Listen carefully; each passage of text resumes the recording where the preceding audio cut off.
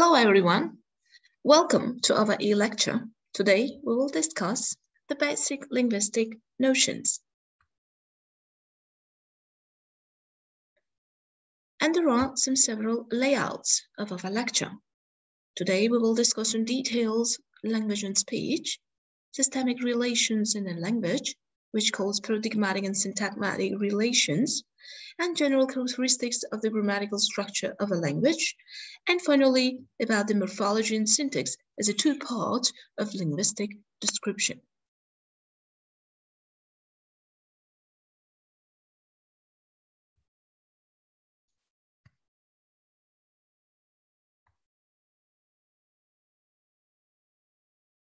Let us start with the language and speech. Prior to discuss, we have to first understand the difference between language and speech. The distinction between language and speech was firstly introduced by Ferdinand de Saussure in his book on general linguistics in 1916. Though differences of opinion still persist in this exact delineation of the boundaries between the two spheres, its general idea has been accepted by most scholars. Language. What is the language? Language is the system, phonological, lexical, and grammatical, which lies at the base of all speaking. And language is the source which every speaker and writer has to draw upon if he is to be understood by other speakers of the language. Speech is the manifestation of a language, or its use by various speakers and writers of the given language. Thus, what we have before us in oral or in written form as material for analysis is always a product of speech, something either pronounced or written by some individual speaker or writer, or occasionally a group of speakers or writers. There is no other way for a scholar to get at language than through its manifestations in a speech. Language is the process of finding the words stored in our brain and constructing sentences or utterances. And language is made up of three parts. Semantics, that is the content of a language, that is the word meaning. Syntax, the form of a language, the word order, and pragmatics, the use of a language in a context. Speech is the physical part of which enables the words found to be spoken. Speech is actual sound production and includes articulation and phonology. Language, it's the unit, and the speech unit of sound, the utterance, the discourse, while the language unit of phoneme, the sentence, and the text. Linguistic unit can enter into relations of two different kinds. It enters to paradigmatic relations with all the units that can also occur in the same environment, and it enters into syntagmatic relations with other units of the same level it occurs with. Paradigmatic and syntagmatic relations. Let us discuss the difference between them. Paradigmatic relations comprise all the units that can also occur in the same environment, while syntagmatic relations are intermediate, linear relations between units in a segmental sequence. Paradigmatic relations are relations based on the principles of similarity, while syntagmatic relations may be observed in utterances. Paradigmatic relations exist between the unit that can substitute one another. Paradigmatic relations are identified with the language, while syntagmatic relations are identified with speech. Paradigmatic relations are referred to as relations in absentia, which means in the absence.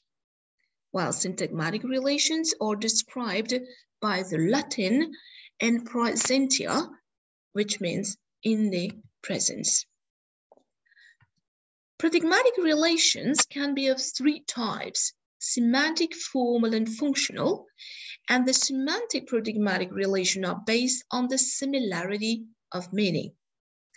Goods to be delivered or goods for delivering.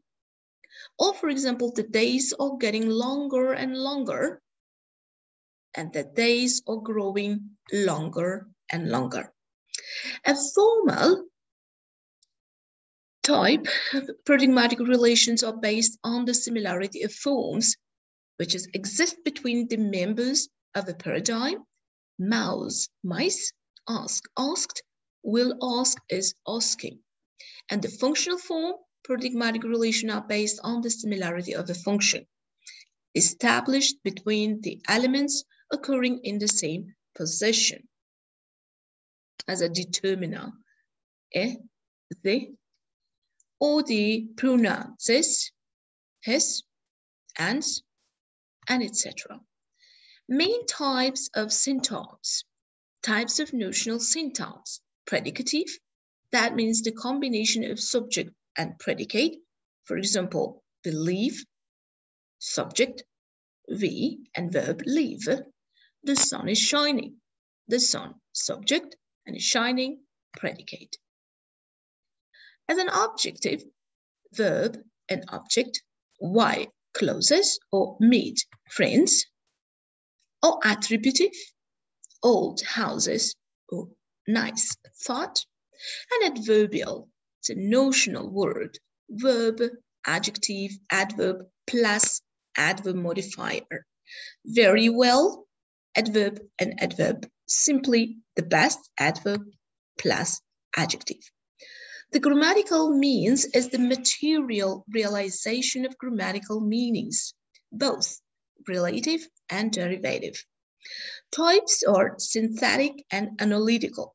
So in the synthetic types, it belongs affixes, ablaut, reduplication, combining, stress, and suppletive forms, while in analytical form, it's the functional words, word order, intonation. Analytic language is the syntactic relationships as shown by word order, and in order to express person, case, and other categories, the language needs single words, and prepositional phrases and modal verbs are used, like to the boy, did he arrive. Synthetic language is synthetic inflectional, inflecting language, like in Czech, Finnish, Latin, Arabic, and the words typically contain more than one morpheme. And there is no one-to-one correspondence between the morphemes and the linear structure of the word, and words are formed by suffixes, declination, conjugation, and etc. And forms of a person. Case, other categories are compound in one word. So synthetic language are defined as the language of the internal grammar of the word, and analytical language are defined as a being of the external grammar of the word. Synthetic language are inflectional, and most grammatical meanings and the most grammatical relation of the words are primarily expressed by inflectional devices. Analytical devices are preferably used for rendering grammatical meanings and relation of the words. Analytical tendency is revealed through the separate expression of main lexical and grammatical additional meanings of the words. Analytical features are traced in morphological lack of changeability of the word and existence of the peripatetic constructions. The words remaining morphologically unchanged convey the grammatical meaning by combining with the auxiliary or notional words or word order is strict, while in synthetic language, morphological forms as such can be regarded as a synthetic where base of the word is inseparably connected with its formants presenting a grammatical category. Thank you very much for your attention, and that's all for now. Bye.